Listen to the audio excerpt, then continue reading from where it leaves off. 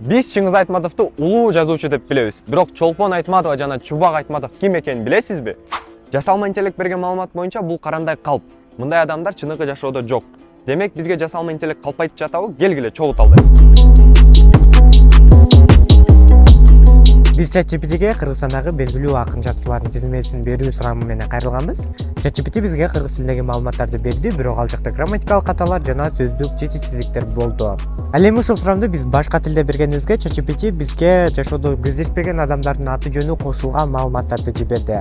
Муну сиз өзүңүз практикада дагы байкап көрсөңүз болот. Демек жасалма интеллект дайыма эле туура маалыматтарды бере бербейт. Андыктан Кыргызстандагы акын жазуучулар тууралуу рефераттар, конспекттерди жазууда ChatGPT'ни колдонбой эле койгонуңуз оң.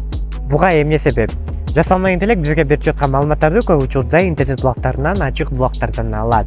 Эгерде ал жакта көбүрөөк маалыматтар боло турган болсо, анда жасалма интеллект бизге так жана туура маалымат берет. Эгерде ал жакта маалыматтар аз боло турган болсо, анда жасалма интеллекттин иштөө системасы чаташып, бизге туура эмес жана калп маалыматтарды берип алышы ыктымал. Эгерде жаңы технология аталган жасалма интеллект кыргыз тилинде так иштеп, Кыргызстан жана кыргыз алкаалары тууралуу көбүрөөк маалыматтарды берүүсүн кааласаңыздар, анда интернетте кыргыз тилиндеги жана Кыргызстан тууралуу контенттерди көбөйтүү керек болот. Жана эсиңизге сактаңыз, маалыматты кайсы гана булактан албаңыз, ал маалыматты текшерип, критикалык ой жүгүртүп, башкалар менен туура маалымат менен бөлүшүүгө тырышыңыз. Мен текшердим, сиз да текшериңиз.